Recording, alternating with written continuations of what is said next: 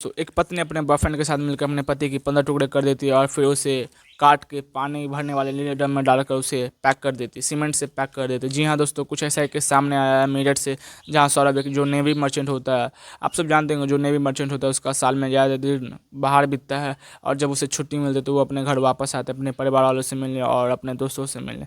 सौरभ को भी छुट्टी मिली थी, वो अपने घर वापस मेरठ आया था। वो खुश था, लेकिन इस बार इसकी खुशी कुछ ज़्यादा थी क्योंकि उसकी मुलाकात एक मुस्कान नाम की लड़की से होती है। और फिर वे दोनों एक दूसरे के साथ काफ़ी टाइम स्पेंड करते हैं और वे दोनों एक दूसरे को पसंद करने लगते हैं। अब कुछ महीने बाद सौरभ के परिवार वालों को मुस्कान के बारे में पता लगने लगा था। जब पता लगा तो सौरभ ने भी कह दिया कि हाँ, मैं मुस्कान को पसंद करता हूँ और मैं इससे शादी करना चाहता हूँ। लेकिन सौरभ के परिवार वाले इस शादी के लिए बिल्कुल राज़ी नहीं थे, वो इस शादी के खिलाफ थे। लेकिन सौरभ प्यार में पूरा पागल हो चुका था। वह अपने परिवार वालों को बिना बताए मुस्कान से शादी कर लेता है 2016 के नवंबर दिसंबर के मंथ में। अब वे दोनों महीने साथ में रहते हैं और सौरभ को अपने काम से फिर वापस बाहर लंदन जाना था।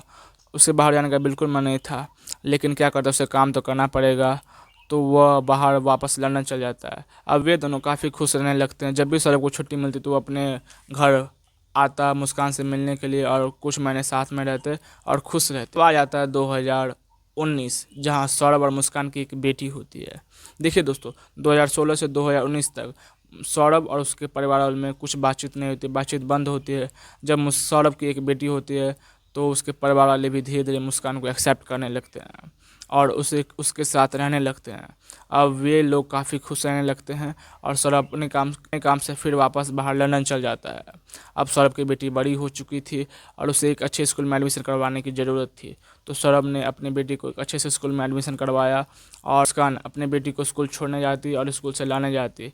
एक दिन मुस्कान अपने बेटी को स्कूल से छोड़ के आ रही थी, तब वो देखती है साहिल सुरन नाम के एक लड़की को।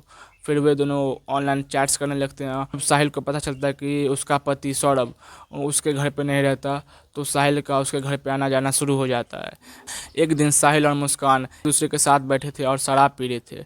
वे दोनों एक दूसरे के काफ़ी करीब बैठे थे। तभी मकान मालिक देखता है कि वे दोनों साथ बहुत ही करीब बैठे और शराब पी रहे हैं। मकान मालिक को सब कुछ समझ में आ चुका होता है और वो सीधा सौरभ को फ़ोन करता है और कहता है कि तुम्हारी पत्नी तुम्हें धोखा दे रही है। ये सब सौरभ जब सुनता है तो वह बहुत हैरान हो जाता है कि उसकी पत्नी उसे धोखा दे रही है। जब उसे छुट्टी मिलती है तो वो लंदन से वापस मेरठ अपने घर आता है और मुस्कान का मोबाइल चेक करता है। जब वो मोबाइल चेक करता है तो उसे साहिल की चैट्स मिलती है। तब सौरभ कहता है मुझसे ये सब नहीं झेला जाएगा, तुम मुझसे डाइवोर्स ले लो। लेकिन मुस्कान कहते हैं मैं तुमसे डाइवोर्स नहीं लूँगी, बस में कॉम्प्रोमाइज़ कर लेते हैं, मैं कभी साहिल से बात नहीं करूँगी, मैं ये सब बंद कर दूँगी। सौरभ को लगता है कि उसकी पत्नी को समझ आ चुका है, तो वो ज़्यादा ध्यान नहीं देता और फिर अपने काम से बाहर लंदन चल जाता है। तो दोस्तों अब आ जाता 2023 आते आते मुस्कान और साहिल के बीच काफ़ी गहरा रिलेशन बन जाता है। अब साहिल इतना सनकी होता है जो ठान लेता है कि वो किसी तरह मुस्कान का डाइवोर्स करवा कर रहेगा। तो अंदाज़ा लगा सकते इसके कमरे को देख के उसका दिमाग किस टाइप का है।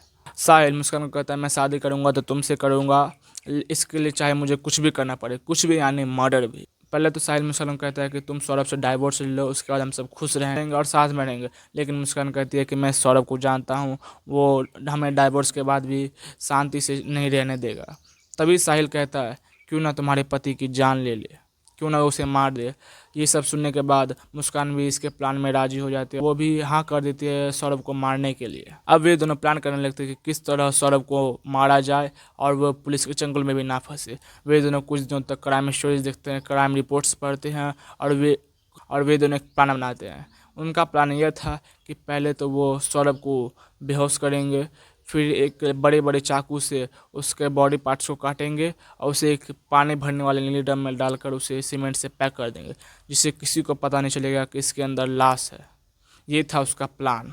अब आ जाता है 2025 को 25 फरवरी को आता है मुस्कान का बर्थडे। इस दिन वो सौरभ को कॉल करती है और प्यार करने का झूठा बहाना करती है और सौरभ को कहती है कि मेरा बर्थडे है, तुम वापस मेरठ आ जाओ। सौरभ को तो मेरठ वापस आना था क्योंकि वो मुस्कान से प्यार करता था, तो वह आ जाता है मेरठ। अब 25 फरवरी को रात में मुस्कान जो है वो सौरभ को ड्रिंक ऑफर करती है। उस ड्रिंक में नशीली दवा मिली रहती है, लेकिन सौरभ को उस दिन ड्रिंक पीने का बिल्कुल मन नहीं था और वो साफ मना कर दिया कि मैं आज ड्रिंक नहीं पीऊँगा, मेरा मन बिल्कुल भी नहीं है। मुस्कान भी सौरभ को ज़्यादा फोर्स नहीं करती है और उसे उसे ड्रिंक नहीं देती है। उनको लगा था कि मैं सौरभ को ड्रिंक ऑफर करूँगा तो वो पी ही लेगा, लेकिन मुस्कान भी अब जल्दी से सौरभ को मारने की कोशिश नहीं करती है। अब आ जाता है दिन 3 मार्च 2025। इस दिन वो अपनी बेटी को अपने माँ के घर छोड़ कर आई रहती है और शाम में अपने पति के लिए उसका फेवरेट खाना बनाती है जो होता है कोफ्ता। वो सौरभ के लिए कोफ्ता बनाती है और उसमें वही नशीली दवा मिला देती है जो शराब में मिलाई होती है। अब सौरभ अपने घर वापस आता है और शाम में वो जब खाना खाता है कोफ्ता, जो उसका फेवरेट खाना होता है, जो खाता है, खाने के कुछ देर बाद उसे आ जाती है एक बहुत ही गहरी नींद और वो बिस्तर पकड़ के पूरा लेट जाता है। मुस्कान उसे हिला कर देखती है तो सौरभ बिल्कुल बेहोश पड़ा होता है। अब वो जल्दी से साहिल को कॉल करती है और कहती है कि सौरभ पूरा बेहोश हो चुका है, तुम जल्दी से मेरे घर आ जाओ। साहिल उसके घर जल्दी से पहुंचता है और वे दोनों बड़े चाकू लेके सौरभ के बिस्तर के पास जाते हैं और खड़े हो जाते हैं। तभी मुस्कान साहिल को कहती है कि पहला चाकू तुम मारो, लेकिन साहिल जो बिल्कुल सनकी होता है वो कहता है कि नहीं, पहला चाकू तुम मारो, क्योंकि तुम्हें अपने पति से छुटकारा चाहिए तो पहला चाकू तुम्हें मारना पड़ेगा। ये सब सुन के मुस्कान बहुत डर जाती है। मुस्कान चाकू उठाती है सौरभ को मारने के लिए, तभी साहिल मुस्कान के हाथ पकड़ के चाकू को जोर से घोंप देता है सौरभ के छाती के पास, जिससे सौरभ की जान चली जाती है। अब ये सब देखकर मुस्कान डर तो बहुत चुकी थी। अब ये दोनों यहीं पे नहीं रुकते, ये दोनों इतने इतने घिनौने काम करते हैं जिससे आपकी रूह कांप जाएगी। साहिल जो बड़े बड़े चाकू को लेकर पहले सौरभ के हाथ काटते हैं, फिर गला काटता है, फिर पैर काटता है। सौरभ के गले को और हाथ को बैग में डालकर साहिल अपने घर ले जाता है। कुछ लोग ये कहते हैं कि साहिल जो सौरभ के सर को और हाथ को अपने घर ले गया था वो कुछ ब्लैक मैजिक करने के लिए ले गया था, क्योंकि वो ब्लैक मैजिक करने में विश्वास रखता था और इन सब चीज़ों में बहुत विश्वास रखता था। और साहिल ये सब लेकर अपने घर जा चुका होता है और बाकी बॉडी को मुस्कान के बेड के नीचे रख देता है। मुस्कान वहीं पर रहती है और ये सब देख के उसका दम घुटने लगता है और वो साहिल को कॉल करती है और कहती है कि मेरा यहाँ दम घुट रहा है, मैं यहाँ नहीं रुक सकती। तभी साहिल कहता है कि ठीक है, तुम मेरे घर आ जाओ, हम यहीं पे सोएंगे और सुबह लाश को ठिकाना लगा देंगे। सुबह होती है, साहिल सौरभ के सर को और हाथ को जो बैग में ले गया था उसे वापस उसके घर पे रख देता है और उसके सारे बॉडी पार्ट्स को एक पानी भरने वाले नीले ड्रम में डालकर रख देता है। और साहिल मुस्कान को कहता है कि तुम बाज़ार से जाओ, सीमेंट के 2 कट्टे ले आओ। वो मुस्कान बाज़ार जाती है और सीमेंट के 2 कट्टे ले आते हैं। फिर साहिल कहता है कि तुम जाओ, जल्दी से गेट का दरवाज़ा बंद करो। वो पहले सीमेंट डालता है, फिर उसमें पानी डालता है, फिर कंक्रीट डालता है। वो सब कुछ डाल के पूरा ड्रम को पैक कर देता है और उसे उठाने की कोशिश करता है, लेकिन वो ड्रम इतना भारी हो चुका होता है कि वो उठता नहीं है, वो उससे घिसकता भी नहीं है।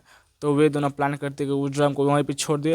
और उसके बाद साहिल मुस्कान को कहता है कि तुम फिनाइल से पूरा घर को साफ़ कर दो, पूरा घर को धो दो, जिससे खून का एक भी दाग पता न चले और खून का स्मेल भी नहीं आए।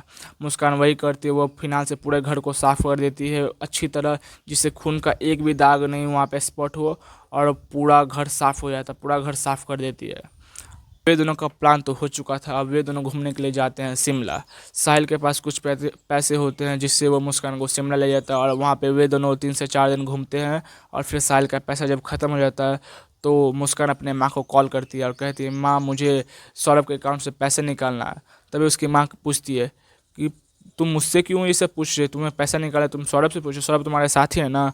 तभी मुस्कान कहती है कि सौरभ तो अब इस दुनिया में नहीं रहा। ये सब सुन के मुस्कान की माँ को शक हो जाता है और वो सीधा पुलिस स्टेशन पहुंचती है और मुस्कान के खिलाफ एक एफआईआर दर्ज करवाती है। उसके बाद मुस्कान की माँ जो होती है वो सौरभ के भाई बहन को भी ये सब बात बताती है। मुस्कान और साहिल के पास पैसे तो नहीं होते हैं, उसे तो वापस मीरठ आना ही था, तो वे दोनों सीधा मीरठ आते हैं। जैसे वो मीरठ आते हैं तो पुलिस उसे दबोच लेती है और उसे सौरभ के घर ले जाती है। सौरभ के घर वो पुलिस और मुस्कान सब जाते हैं तो वहाँ उसे कुछ नहीं दिखा होता, क्योंकि मुस्कान पहले ही वो पूरा साफ़ कर चुके होते हैं। उसे बस एक नीला ड्रम दिखाई देता है जो वहाँ पे मुस्कान छोड़ के गई होती है। तो वो नीला ड्रम बहुत भारी होता है तो किसी से नहीं उठता, तो वो पुलिस वाले से 3-4 पुलिस वाले मिलके ड्रम को बाहर लाते हैं और उसे तोड़ते हैं। तो उसे सौरभ की लाश मिलती है और साहिल और मुस्कान को अरेस्ट कर लेती है। अब यहीं पे इस स्टोरी का दी एंड होता है।